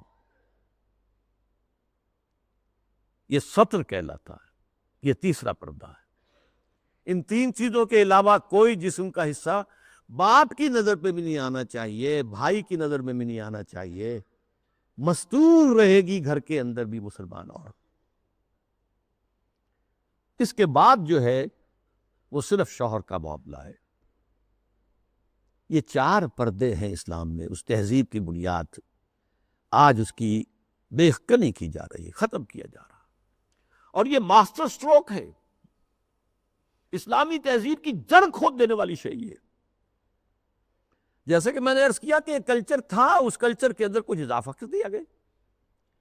ایسے ایک مثال حج کی ہے، حج تو دور جاہلیت میں بھی ہو رہا تھا، بس یہ تھا کہ تلبیہ میں انہوں نے شرک شامل کر دیا تھا، لبیک اللہم لبیک، لبیک اللہم لبیک، لبیک لا شریک لک لبیک الا شریکا تملکہ وما ملک، میں حاضر ہوں پروردگار، میں حاضر ہوں، تیرا کوئی شریک نہیں سوائے اس شریک کے کہ جس کا تو ہی مالک ہے، اس کے پاس جو اختیارات ہیں وہ بھی تیرے ہی اختیار میں ہیں۔ یعنی وہ جو عیسائیوں کی تثلیث ہے، تین میں ایک، ایک میں تین، تو اس تلبیہ میں توحید بھی ہے اور جو ہے شرک بھی ہے، وہ ختم کر دیا گیا۔ اب تلبیہ کیا ہے؟ لبیک اللہم لبیک، لبیک لا شریک لک لبیک، ان الحمد والنعمت لک والملک لا شریک لک۔ بس یہی اصلاح کی گئی تھا۔ تلبیہ پہلے بھی تھا، طواف حرم کا پہلے بھی تھا، اب بھی ہے۔ بیت اللہ آپ جانا ہے، منا میں ٹھہرنا ہے، اور پھر اس کے بعد جو ہے وہ جانا ہے عرفہ، میدان عرفات میں۔ اس میں کیا غلطی ہو گئی تھی کہ قریش کہتے تھے کہ ہم تو حرم کے متولی، ہم حدود حرم سے باہر نہیں جا سکتے، وہ صرف منا میں ٹھہرتی، اس کو روک دیا گیا۔ ثم افیضوا من حیث افاض الناس، جاؤ تم بھی وہیں پر، تمہارا کوئی خاص مقام نہیں۔ عرفہ جو ہے، الحج علی عرفہ، حج تو نام ہی عرفہ کا ہے، وقوف عرفہ جو ہے اس کا رکن اعظم ہے۔ باقی تمام مناسک میں سے جو بھی چھوٹ جائے گا اس کا کوئی نہ کوئی جو ہے آپ اس کا ازالہ کر سکیں گے، لیکن اگر عرفہ رہ گیا، وقوف عرفہ نہیں ہوا تو حج نہیں۔ تیسرے یہ کہ وہ جب منا میں بیٹھتے تھے، قیام کرتے تھے 2 یا 3 دن، اس میں اپنے آباء و اجداد کے قصے، ان کی حمد، ان کی ثنا، ان کے بیان، اب کہہ دیا گیا نہیں، فاذکروا، اللہ تعالیٰ کا ذکر کرو، فاذکروا اللہ کا ذکرکم آباءکم، جیسے تم اپنے آباء و اجداد کا تذکرہ کرتے تھے، اس کو چھوڑو، دفع کرو، اب اللہ کا ذکر کرو، قیام عرفہ کے اندر اللہ کا ذکر کرو۔ تو دیکھیے وہ چیز جو موجود تھی اسی میں اضافے کے ساتھ، کمی کے ساتھ حج کے مناسک بنا دیے۔ تو اس اصول کو اگر سمجھ لیا جائے تو وہ بات کہ یہ کہ کلچر ہے، یہ ٹھیک ہے، حقیقت ہے، کلچر ہے، لیکن جاہلی کلچر میں کچھ چیزیں اضافہ کر کے اس کا اسلامی کلچر بنایا گیا ہے۔ یہی جو صاحب ہیں ان کا کہنا یہ بھی ہے کہ موسیقی اسلام میں حرام نہیں، مزامیر کے ساتھ، سازوں کے ساتھ موسیقی جائز ہے۔ اچھا، ایک ان سے بھی بڑے دانشور ہیں، بڑی محترم شخصیت ہے ہماری قومی سطح پر، انہوں نے کہہ دیا کہ اسلام میں شراب حرام نہیں ہے، شراب پی کر نشے میں دھت ہو جانا، مدہوش ہو جانا حرام ہے۔ دلیل یہ کہ شراب کے لیے حرام کا لفظ قرآن میں کہیں آیا ہے؟ بتاؤ۔ اب بتائیے ڈھٹائی کا کیا علاج ہے؟ قرآن شراب کو رجس من عمل شیطان قرار دے رہا ہے، شیطانی عمل، ناپاک۔ فاجتنبوہ کا حکم دے رہا ہے، اجتناب کرو اس سے، بچو اس سے۔ فہل انتم منتہون کی دھمکی سے باز آتے ہو کہ نہیں آتے؟ وہ کہہ رہے ہیں کہ حرام کا لفظ تو نہیں آیا، تو مطلقاً شراب حرام نہیں ہے۔ وہ حملہ کیا ہے؟ احکام حرمت شراب تدریجاً آئے ہیں، اس میں کوئی شک نہیں ہے۔ قرآن میں وہ آیت بھی ہے کہ اس میں کچھ نفع کا پہلو بھی ہے، لیکن اس کا جو نقصان دہ گناہ کا پہلو ہے وہ زیادہ ہے۔ سورہ بقرہ میں یہ بات فرما دی گئی، چھوڑ دی گئی بات۔ پھر کہہ دیا گیا نماز کے قریب نہ جانا جب شراب نوشی میں نشے کی حالت میں۔ اس کے بعد آخری حکم سورہ مائدہ کے اندر آ گیا۔ پھر یہ ہے کہ اسی پر اگر قیاس کریں تو کہا جا سکتا ہے زنا حرام نہیں ہے۔ کہاں کہا گیا کہ حرم علیکم الزنا؟ کہیں کہا گیا انما حرم اللہ الزنا؟ کہیں ہے؟ قرآن مجید میں نہیں، حرام کا لفظ تو نہیں آیا۔ ولا یزنون سورہ فرقان کے آخری رکوع میں جو آیا تو یہ تو اللہ عباد الرحمن، اللہ کے بہت اونچے بندوں کا ذکر ہے۔ یا ولا تقربوا الزنا، اس کا مفہوم تو یہ ہے کہ جہاں زنا ہو رہا ہو اس مقام کے قریب مت جاؤ، بس۔ مطلقاً زنا کے لیے تو نہیں۔ جیسی تعبیر پرویز صاحب نے کی کہ ہاتھ کاٹنے کا مطلب کیا ہے؟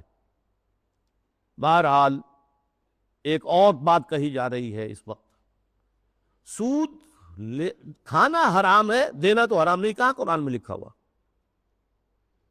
اب یہ تو سنت ہے جو بتاتی ہے۔ سنت نے فرمایا کہ شراب حرام ہے، نہ صرف شراب حرام ہے، کل مسکرن، جس سے بھی نشہ ہو جائے وہ حرام ہے۔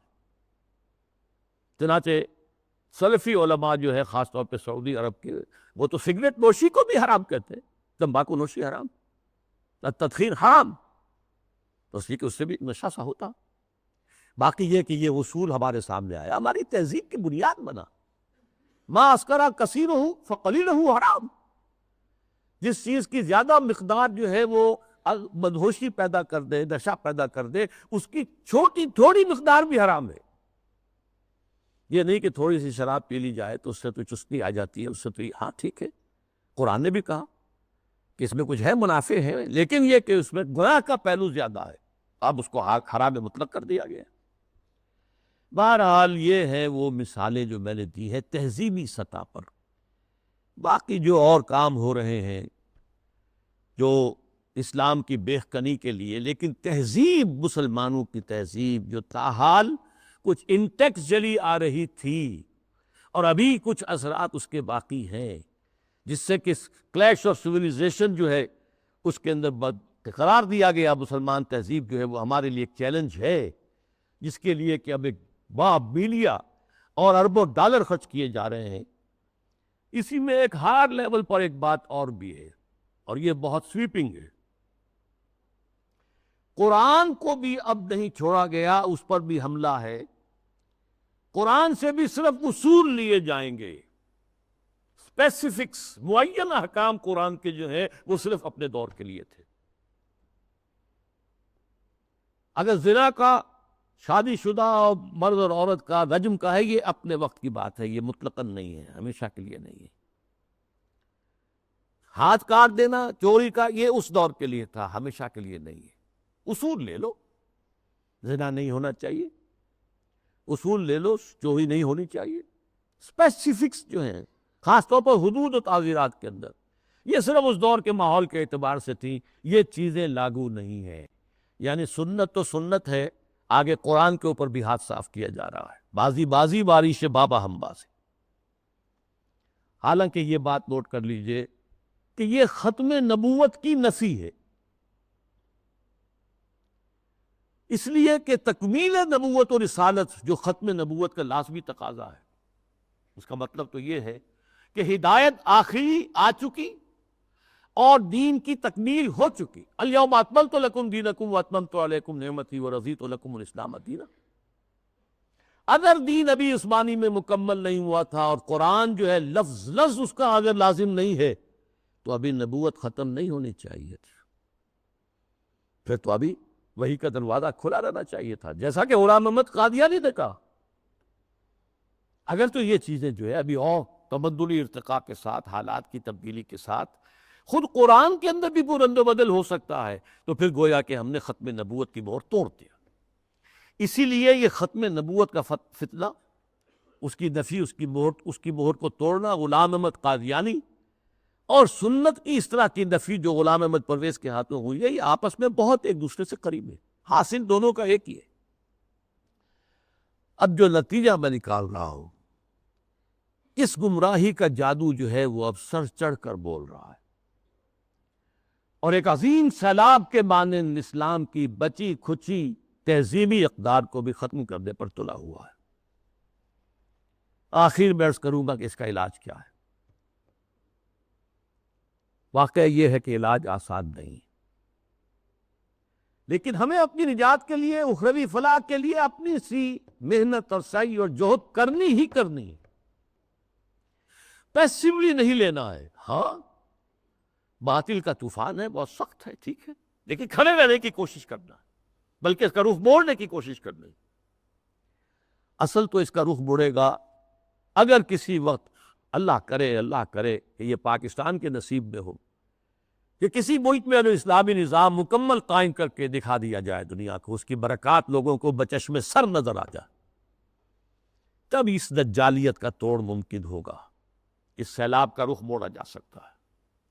لیکن اس اصول کو عام کرنا، خود اپنے ذہن کے اندر بٹھا لینا کہ کتاب اللہ اور سنت رسول اللہ لازم و ملزوم ہے، ان کے درمیان متن اور شرح کا تعلق ہے، رشتہ جو ہے متن اور شرح، ایک متن ہے ایک اس کی شرح ہے، اور اس کی حتی الامکان ہر مسلمان تبلیغ کرے، اسے پھیلائے اپنے رشتہ داروں میں، اپنے قریبی لوگوں میں، اپنے عزیزوں میں، جہاں کام کرتا ہے وہاں کے جو اپنے کولیگ سے ان میں۔ اور دوسری اور اہم تر بات کیا ہے،